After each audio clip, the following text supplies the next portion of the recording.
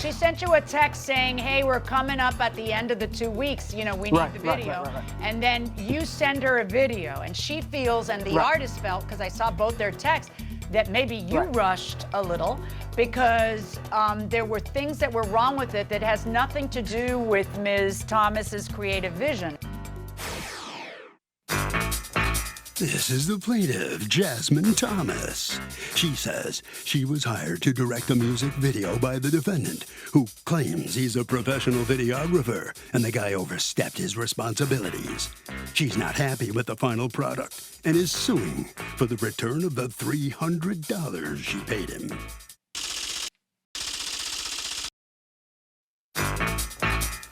This is the defendant, Keith Anderson. He says the plaintiff was disorganized. She didn't like the way the music video came out, and she's trying to blame all the problems on him. He's sorry, but he's a professional. He did exactly what the plaintiff wanted him to do, and he owes her zip. He's accused of not getting the picture.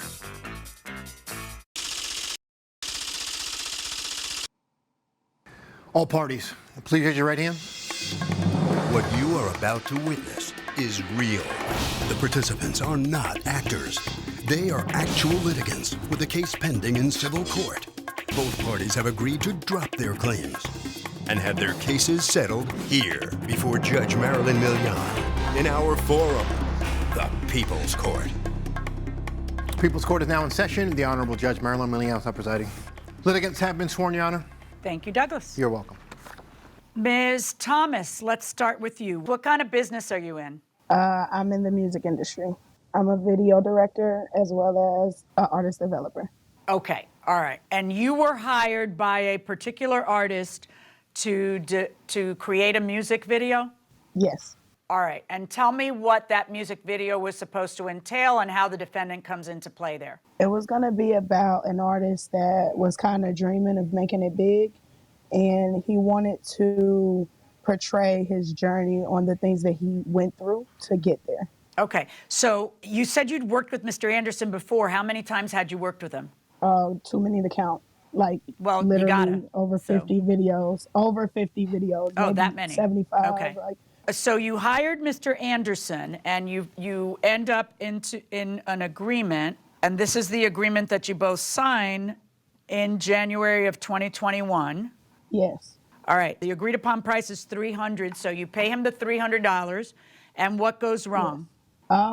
Just afterwards, he began to basically take me out of the situation where he wanted to film with the artist again, to fix the video, which is completely fine, but it's like, how am I the director if I'm not even a part of the process? So what did he do? He started to communicate with the artist, and basically, like, I didn't get any more communication. He stopped communicating with me. He met up with the artist, gave him the footage, because the artist and I agreed that the video wasn't up to par. The music was off. It was a little bit off key, not off key, but like, you know how you see the video, but the words are not lined up with the mouth? Right. A lot of the edits the transitions were bad. So Mr. Anderson gives you the product, and according to the contract, you can, redo and revise and edit together up to 3 times. So he gives you the product, you view it with the artist, and y'all don't like it, right? You got complaints. Correct. I mean, you don't hate it, you just have complaints and stuff that needs to be fixed. So you reach out to Mr. Anderson, correct? Correct. What do you say to him? So when he sends the video, that's when we see the video. We say we don't like it. He agreed that he would go ahead and fix the edits. He did not do that.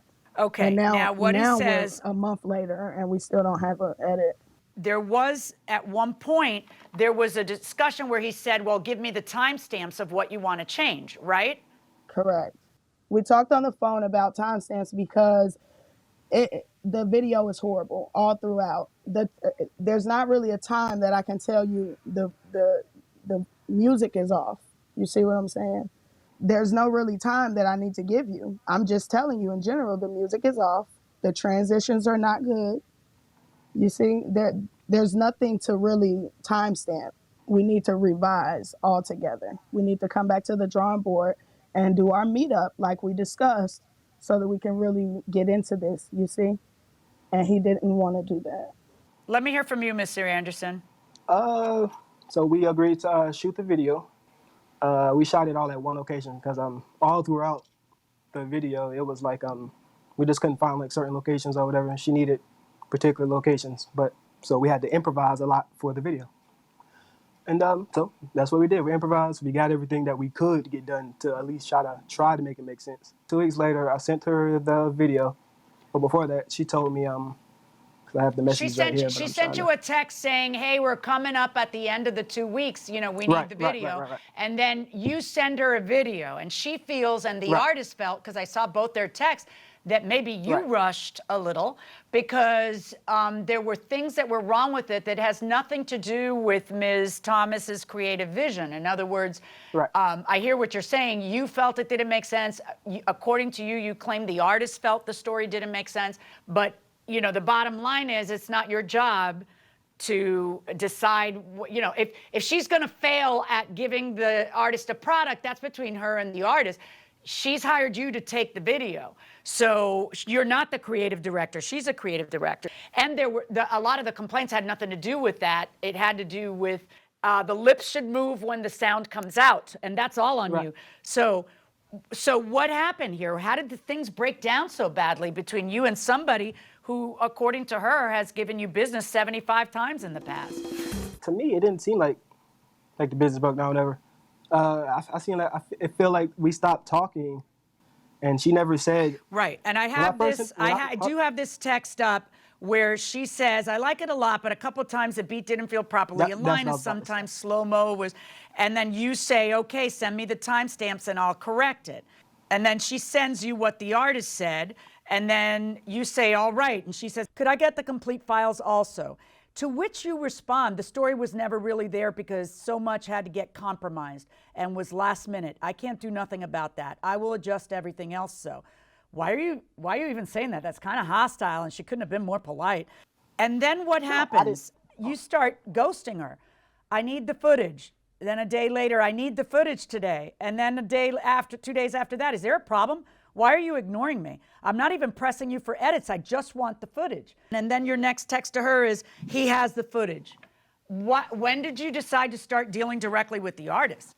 I've been talking to the artist. I just asked him once she didn't send the timestamps, I just sent her a message and asked him particularly like what were the parts. And what did the artist do? He texted me back. He actually called me, and we was in full agreement with everything. He said really all he really wanted to do to complete the video was add an extra scene to it. So to make it all make sense. So he didn't want to fix that the mouth moves at a different time than the music? He wanted that fixed No, we discussed too, right? we discussed all of that. Yes. So it was super slow at certain points of time, which I guess that could make it seem like the mouth was off. Do you guys have a copy of the video? Yes. When she told me, she said, well, he said he doesn't like. No, I'm sorry. This isn't the one he sent me. I feel like he's saying my name. Millian. That's why I called you. It's gonna be our new theme song around here. It's catchy. Okay. Can I just ask you, Mr. Anderson, why Ms. Thomas seems to be pretty upset that she contracted you and that you went directly to the artist? And I can get that. You're undermining her. You're affecting her relationship with the artist. You're making the artist work when the artist pays her so that she and you work. So why did you go directly to the artist and sidestep her? Because she never got back with the timestamps. So I just asked him that question. So why didn't you just ask her for the timestamps again, or call her, or meet with her like she was trying to do? Because I see where you ignored, just a second, I see you where you ignored her over and over for several days, okay? So it's hard for me to think that the reason you sidestepped her is because you kept haranguing her and she wouldn't give you timestamps. You asked once for the timestamps, and then she decides, I guess, that she's not even gonna sweat you for the edits, she just wants the raw footage, she'll figure it out, which is even easier for you. And your response to her is nothing on day one, nothing on day two, nothing on day three, and then it's, oh, I already gave all the raw footage to the to the artist. So I'm wondering why the hostility against her so much. I'm trying to figure it out because it doesn't make any sense. If she's someone who gives you business, why are you marginalizing her as a director the way you did? No, I don't know if you have the messages. I actually sent her a detailed message. She just never texts me back. There it is, yeah. Okay, so you ask her for the timestamps, and then she asks you, I need the footage tonight at least. And then on Saturday, she says, is there a problem? Why are you ignoring me? I'm not even pressing you for the edits, literally just need the footage. And then you say, I've been filming all day, he has the footage. And she's surprised because she didn't expect you to deal directly with him because your contract's not with him. But I need it, I'm the director. You're literally breaching our contract. I paid you. You then say to her, the contract has nothing about giving you files, so I'm not breaching anything, Jazz. Me and him are at a complete understanding of what needs to be corrected or changed. Why are you dealing directly with the artist? You're trying to get hired directly by the artist by dealing with the artist. You're probably bad-mouthing her and her work and her vision at the same time. And that is a breach of the contract that she hired you for. She answers, but my name is on the line and the contract is between you and I, not you and him. I am owed, period. Why isn't she right? Here's what you answer. The video was presented. A revision of the edits was asked for. I told you to send me the timestamps so I could better fulfill your needs. You didn't. The files have been given to the talent, and he is sending all the timestamps to the parts he wants. But see, what you either you know or you don't know is that he paid her to do this. So when you go directly to him, you're creating more work for him. And in fact, Ms. Thomas, the artist wasn't pleased, was he? What did he say to you about the amount of work he had to put into this? The artist is so upset we don't communicate anymore. There you go. So you ruined the relationship between her and an artist that hired her. Tell me, Mr. Anderson, how this is not a breach of your contract with Ms. Thomas. Because I didn't come to him to have it be like that. I just came to him asking for the timestamp. But that's what happened. You ended up cutting out the person who hired you.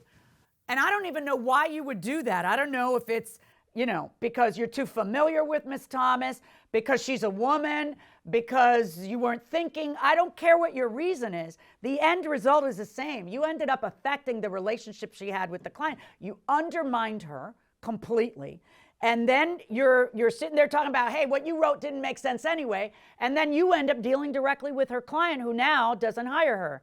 How do you figure that that's not a breach of your contract with her? It is. And loves him. So I bet he's hiring him now. So yeah, that's great. Yep. You do so at your own peril. I hope it was worth it because you're going to return her $300. Verdict for the plaintiff, $300, plus of course your court costs. Thank you.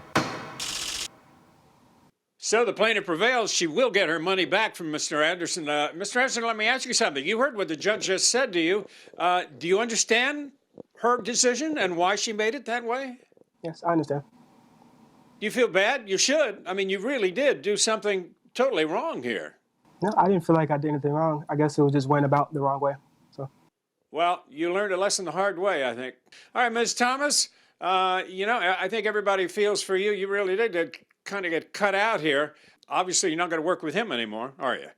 It's messed up to say that I love Keith. Like, I really want to work with him still. And I just hate that this happened because now I lost the relationship with him and I lost the relationship with the artist.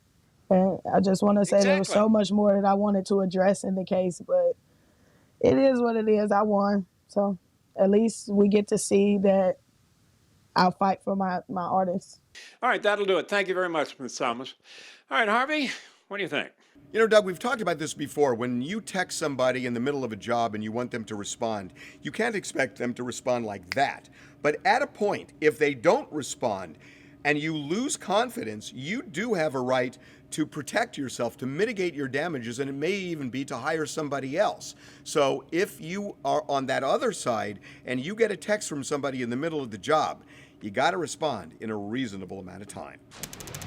How do I sue someone if I don't know their address? Yeah, well, you can't. You got to know their address. I mean, there are statutes in most states where if you've tried everything and they're ducking you and you can prove they're ducking you. Avoiding service of service, you might be able to just publish it in a paper. But the bottom line is that you really in almost every case, you have to find them in order to sue them. And so nowadays, it's a lot easier with the internet and skip tracing services. And What's a skip tracer do? a skip tracer kind of goes through every internet presence and finds out the addresses that you've ended up giving in the past, and kind of tries to help you find that That's the person. first step they do. Otherwise, they go through your garbage. They'll do anything to try. Yeah, I mean, you know, it depends. For small claims, it's usually not going to be worth hiring an investigator unless you're really angry. But I mean, a skip tracer will do the job for a couple $100 usually, right? Actually, and you can even go. There's lots of services right online that for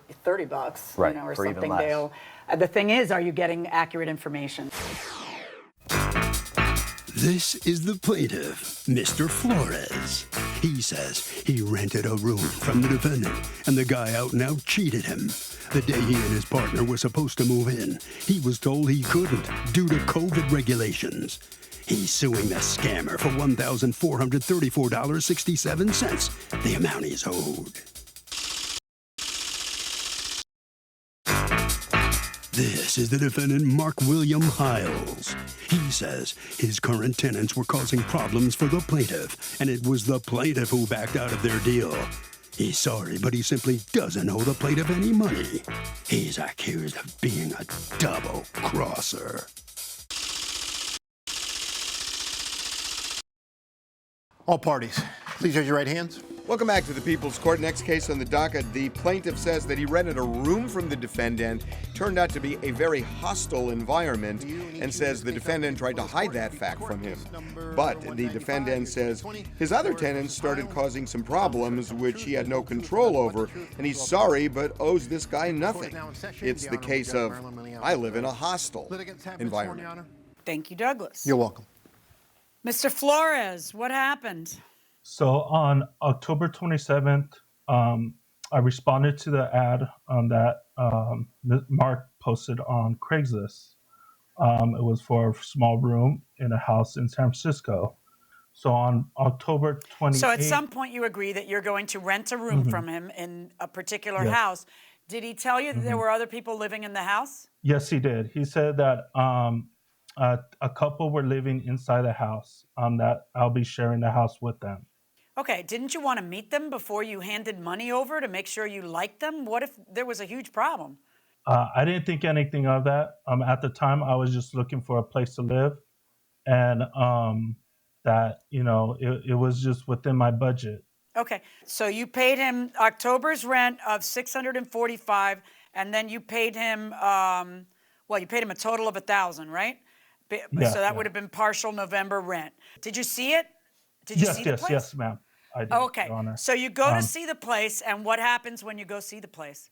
When I got there, so he showed me around the room, the house, and I met a gentleman named Lawrence that lived in the property as well.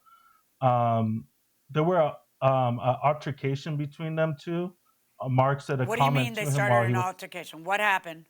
So Mark made a comment to Lawrence. Lawrence was sitting in his car while he was waiting for the sweeper to come by. And so Lawrence didn't like the comment that he made. So Lawrence got out of his car and went towards Mark. Mark ran inside the house, slammed the door in Lawrence's face, and Lawrence was able to get in the house. And so at that point, you know, I jumped in. I say, hey, you know, you don't want to start any problems. And then so Lawrence left the house, and You must have been desperate for housing. I was, ma'am. Because I would stay pretty clear of this place. All right, so you end up giving him the rent, and then what happens on the day you're supposed to move in, which is what day, by the way, were you supposed to move in? October 1st. Okay, so on October 1st, you drive over there, ready to move in. You got your stuff with you, you and your partner, and what happens? So I opened the door opened, but a latch blocked it from opening all the way. So I knocked on the door a couple of times, then I knocked on the window that was near the door. And then a gentleman came to the door and said, you know, what do I want? And I said, well, I'm moving into the room that I rented from Mark. And he goes, you're not allowed to rent the room, you know, because of COVID restrictions or something like that. So at that point, I got kind of upset and I hit the door open with my shoulder. And so it opened up, and I come to see, I guess, the couple, the gentleman who I was talking to, and the female was on the phone. And so at that point, that's when my partner said, let's go. So I got in my car. Because she was and calling the I drove. police? I believe, yes, she was, yeah. So Okay. I did submit it. All right, so you leave, and then you call Mr. Hiles, and do you tell Mr. Hiles, hey, what up? I didn't have access to the place I rented from you. I want my money back. And what does he say? Yes, I called him right away. And then he goes, what's going on? So I told him the whole situation that happened. And then I also mentioned, if I did cause any damage to the door, I'm willing to pay for it. You can deduct it from the $1,000. He said, so are you sure you don't want to live there? He's like trying to persuade me to continue living there. Yeah, so Continue. yeah. And so I'm like, no, I don't want any problems. This is the second incident that happened at this house. I'm done. I want my money back. And he said, okay. So he said, I understand. Let me figure out how to, get you your money. Right. Does he get you any money? Does he return any money to you? Yes or no? No, ma'am. No, Your Honor. Does he ever tell you why, or does he just stop answering your calls? He just stops answering me. Mr. Hiles, what's going on? Well, on October 1st, he did come to the house, as he stated. Yeah, no, let's get past that. So he goes in there, he's trying to rent it. Yeah, what happened? When I showed it to him, he saw that there was a lot of bad energy there. And when Lawrence came up and basically was going to punch me out. And so shame on him for trusting that you had control of the bad energy. Mr. Hiles, you took money from the guy for an apartment, and the guy couldn't get in. Why do you still have his money? That's what I'm trying to understand. Well, a couple things. Okay, he has the only key I have to the property. I gave him the key, and I said, please return the key if or make a copy of the key and return the copy so I have access back to the room. But short story long, he knew there was conflict in the house. He said, hey, I'm okay with it. I really need a room. I go, okay. So then when he backed out, I said, which he didn't mention, I said, I will come up there right now. The guy wouldn't let him in. They had a barricaded door. And then they're calling the police on him. How is that him backing out? How is that not a you problem? You've got tenants in there who probably aren't even paying rent, who are taking advantage of the COVID situation, and who have decided they want to live alone and they want full access to the house. Whether rightly or wrongly, they don't want somebody else to come in. They want to pretend they rented a 5-bedroom house or whatever it is. But that's a you problem, Mr. Hiles. How is that something that's a him problem? Why does Mr. Flores now have to forego $1,000 for a place he couldn't get into because you've got tenants who are nasty? He knew there was a problem tenants. He knew there may be an issue about getting in. I said I would come up there and meet him. He knew there might be an issue about getting in.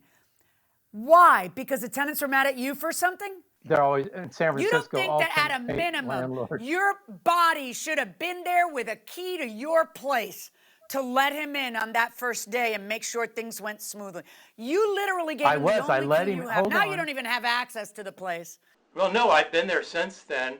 I was able to get into the room. I've set up a bed for myself, and I'm planning, they were a little bit hostile when I went there, but they rolled over right away once they saw that I was firm. And I told Mr.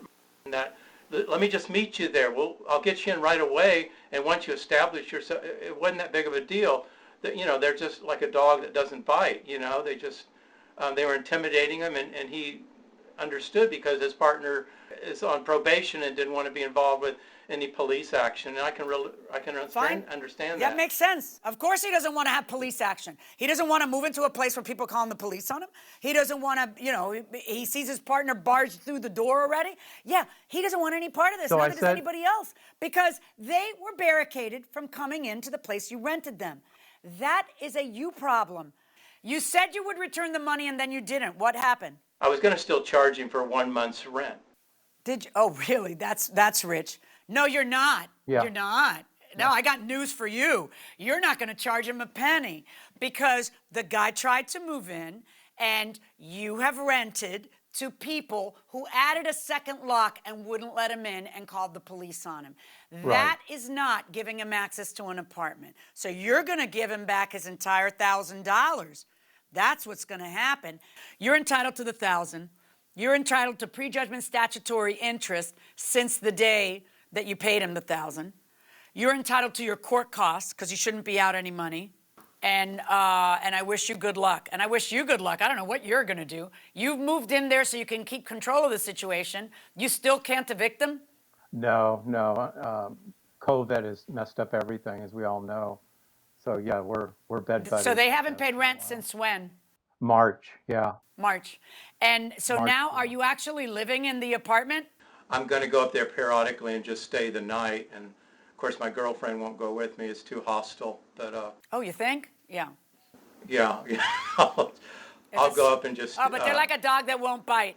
Okay, Mr. Hiles, pay this man his money, will you? This is just wrong. That's my verdict. Good luck, folks. Thank you, Your Honor.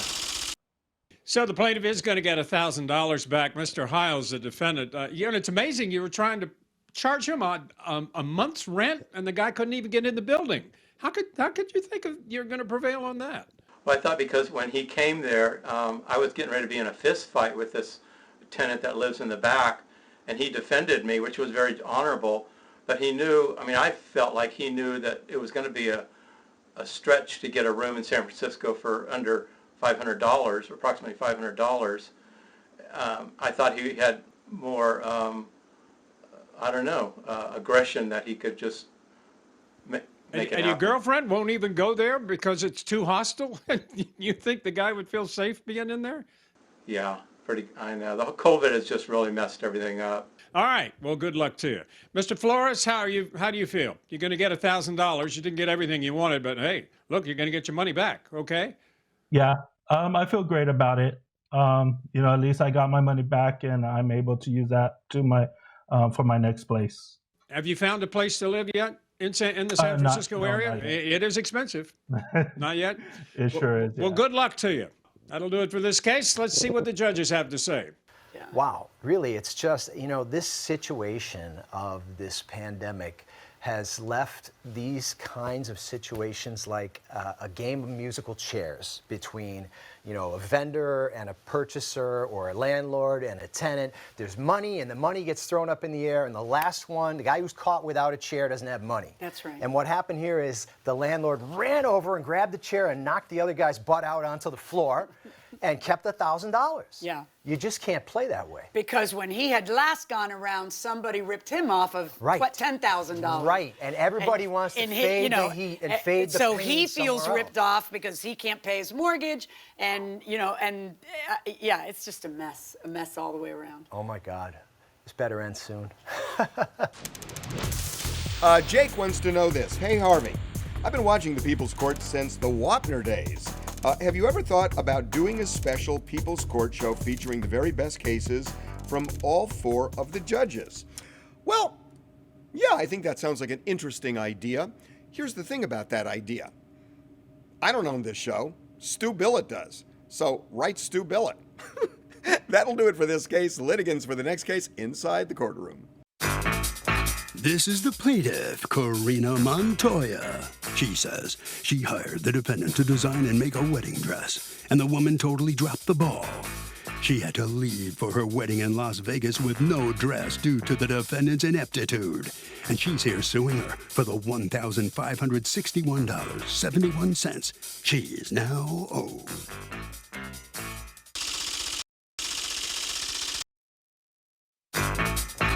This is the defendant, Sasha.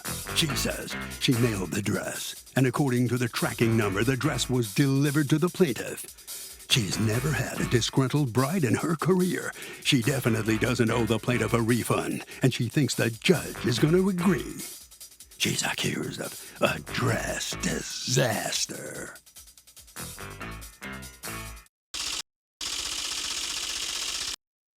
All parties, please raise your right hands. Welcome back to the People's Court. Next case on the docket. The plaintiff says that she hired the defendant to make her a wedding dress, which she did, but the inept woman put it in the mail and it didn't arrive on time. The defendant says she sent the dress priority mail, so she has tracking numbers and owes this new bride bupkis. It's the case of, with this dress, I thee sue. Thank you, Douglas. You're welcome. Okay, Ms. Montoya, you were getting married. And where were you going to get married? In Las Vegas. Okay, and where are you from? Seattle, Washington. So you contract Ms. Sasha to create your wedding dress. And how is it that you two knew each other? I lived in Virginia and we worked there. I just recently came back to Seattle in 2019. Okay, so tell me what happens. So I reached out to Sasha in October to see if she would be able to design and create a wedding dress for me for February. She agreed. For what date was your wedding? My wedding date was February the 27th. Right. So by when did you want the dress? I needed it prior to February the 20th because I was actually going to Vegas and we decided on the date of February the 14th per the invoice. Okay. So you were going to pay her a nice chunk of money. You were paying her $800 for your wedding dress. And you Correct. put a deposit of $400 and then you paid another $400 when? On February 17th. Did you ever send her a picture of what you wanted? So the one on the left is the dress I actually ended up wearing. Okay, and the one on the right is what you had wanted? Correct. That's Okay. the dress that she made. Okay. Now, February 17th, you're paying $400. You're supposed to be getting the dress on February 14th. So what happens on February 14th? So on February 14th, I still hadn't received the dress. She said she was still sewing it. I guess there was a bad storm in Virginia. Her electricity went out. And February 17th, she said she would be able to go ahead and drop it off at the post office. She was going to have it overnighted. So what happened? The 18th, I waited all day. I was thinking because of the time difference. And then on the 19th, when my mail actually came and there was no package, I reached out to Sasha to let her know that I still hadn't received the dress. Sent her a picture of the tracking number from USPS on there to show that it was still in Richmond, Virginia, in the facility. It hadn't moved. Did you send the wedding dress overnight with the U.S. Postal Service, Miss Sasha? Yes, ma'am, I did. I did next day shipping. It's not like the U.S. Postal Service has been slow or anything lately. So when did it get there? Per the tracking, it says it got there on the 24th. Oh, good Lord. Can I see proof that you overnighted it? Express one day. Yeah. Yeah, that didn't work out too well. You end up trying to solve it, or your maid of honor, you're freaking out, you don't have a wedding dress, you're leaving. So you ordered 2 dresses to be delivered to Vegas. And how much was that, Ms. Montoya? $161.70? Yes. So let me hear from you, Miss Sasha. Why is it that a dress that you got paid $800 to create and make that was supposed to be delivered on the 14th was in transit until the 24th, missing the bride entirely? Tell me what happened. What is your side of this story? Absolutely. Thank you, Judge. So as Karina stated, she did hit me up October 20th wanting a gown. According to my website, it states if you want a wedding dress, I need 4 to 5 months. I let her know that, yes, I can make the gown. The original sketch that we agreed upon was very simple because she let me know that her wedding was February. And I'm like, that's really cutting it close. In a phone conversation, I told her, I was like, listen, I can get the dress done so long as you don't make any changes. She promised me she wouldn't make any changes. And I was like, okay. Once you make the deposit, it's non-refundable. I used that money to buy the fabric. And that's kind of where it all started. In the midst of me buying the fabric, we did have to make some changes because the fabric choice changed. And she originally wanted it to tie behind her back. I let her know due to the fabric that we chose, it was a little bulky. So she just went with backless. Due to the fabric that we chose, that's the fabric you chose, right? It was a choice between the stretchy fabric and the fabric that she wanted was something more shiny. She wanted more sequins. And I was like, okay, if we go with the sequins, it's bulky, so it won't be able to tie in the back. Okay, so you gave her a choice and she picked her choice. And then what happens? From there, I started the design process in which I continue to send her updates My client did make changes that set me back. I was like, okay. Okay, Go ahead. but let me ask you a question. If the reason it got to her late is because of all her changes, then don't change it anymore and don't get it to her late. But the person who was mailing it out 4 days late was you. And if you couldn't accept changes, then don't. But if you accept the change, then the premise is you're still gonna abide by the contract. I realize you tried, but you know, the US Postal Service has been notoriously bad during COVID. Notoriously bad. I won't even mail my checks on my bills anymore because I'm sick and tired of having them say, hey, we never got your check. God bless them. God bless every U.S. Postal Service employee who is watching now. Please don't send me mail. I know you're all doing your best, but the bottom line is that it's a problem, and that's why you don't wait until the last minute, everybody, because here's a surprise. Everything's going to go wrong. And that may sound like a negative way to go through life. I consider it forewarned. I mean, when you were supposed to have shipped it on the 14th, if you had shipped it on the 14th, it would have gotten there before she left. You know, if you're going to wait until the last minute to mail something, you need to expect that stuff is going to go wrong. So don't wait until the last minute. You've got to leave buffers for everyone else to, you know, not do their job. I mean, look at this. You know, a beautiful dress, everybody puts so much money and work and effort into it. Poof. What do you think I'm going to do now? If it didn't get there and she couldn't use the dress, do you think I'm going to make her pay for the dress? I'm not going to make her pay for the dress. Okay, so I'm ruling in favor of the plaintiff in this case, but not, you can't, I know that it was very painful and that you suffered a great deal. I know that. But pain and suffering is for like personal injury cases. It's not for a breach of contract case. I'm not saying that this wasn't painful and that you didn't suffer. Believe me, I know it. But there are certain cases where you can get pain and suffering. A contracts case isn't one of them. And what this is a breach of contracts case. So you've already received $400 from PayPal, correct? Correct. All right, so I'm gonna order the other $400.01 paid to you and the $161.70, which I consider a consequential damage because you're trying to figure out how to solve the problem. So verdict for Ms. Montoya, $561.71. Thank you. So the plaintiff prevails. She gets $561, not the $1,500 she was suing for. Ms. Sasha, what are you thinking right now? It's just a learning experience. Now that I know that after going through this, because all in all, she was a friend, and I really wanted to get her dressed, and nobody could have predicted a storm and USPS getting it late. I've used them before, and they've always done it, even in the midst of COVID. So that's more on my end. I'm taking that as a learning experience to incorporate into my business to allow a buffer, as the judge said. Well, that's good advice for you. Okay, hopefully you'll adhere to that and it'll help you out in the future. Ms. Montoya, how are you feeling now? Does this help soothe things a little bit? A little bit, the monetary wise. I can't get that day back. I don't plan on getting married again, and I don't even know whatever happened to the dress because when I came home, it wasn't here. So, Most important thing is, how is married life? oh, it's good. We're a couple weeks in. We're about to hit 1 month, so we are enjoying it. Okay, at least we end on a smile. All right, thank you very much. Congratulations. And that'll do it. Thank you. Harvey? Doug, this is a really interesting case because the contract doesn't say exactly how far before the wedding the dress has to be sent. But it is the responsibility of the dressmaker to make sure it arrives on time. And that means you may do next day delivery, whatever you do. Priority mail, if it doesn't arrive on time, she's stuck.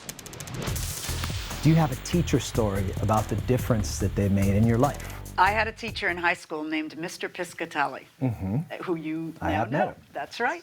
Who was my government teacher, and I begged him to create a law class. And he did. And St. Brendan's still has that law class that he created back then. And he and I have stayed in touch, and I often go back to St. Brendan's and speak to the classes. You got them to make a law? You were that kind of a troublemaker even then. Yeah, pretty much. And demand a law. that's right. And that was the first thing that made me fall in love with the law.